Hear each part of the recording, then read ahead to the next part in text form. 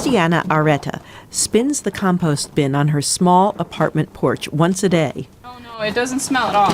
If you're composting correctly, there really shouldn't be any smell. If there is a smell, it probably means that you don't have the right balance. All food scraps are dumped into the bin along with some papers. Areta says that since she received the tumbler for her birthday a few months ago, her household trash has been reduced significantly. It's probably somewhere between 80 to 90% of our trash is compostable, so we hardly ever throw anything away, but between composting and recycling. Areta says she also has another benefit. She has a little backyard behind her first-floor apartment in Washington, D.C. And the other benefit will be in the spring when all the stuff that we've composted we can then put on top of the soil in our garden, which will in turn help our vegetables be that much better. Look at this, a jalapeno. Wow, great. Tomato for you. Ingrid Drake and her partner also started composting about 3 years ago. She says she likes the idea that she can reuse food to create more food. We also compost because we want to reduce the amount of trash in DC and the amount of trash going to landfills. Drake uses a couple of different methods. One is a spinner bin outside, mostly during the warm season, and the other is vermicomposting, or worm composting in the basement all year round.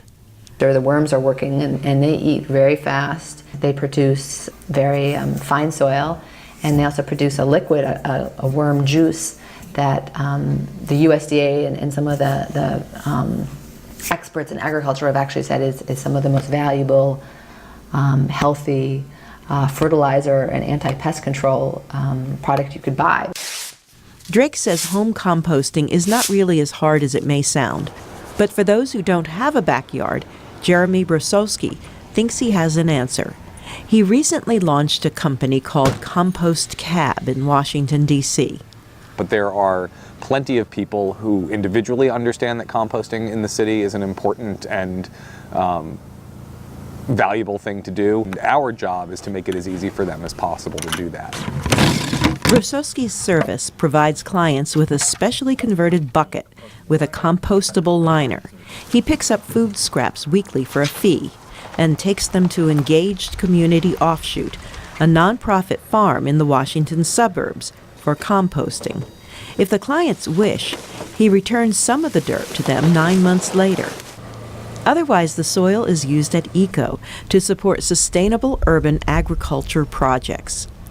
I believe that composting is not just about waste reduction, but also about food production.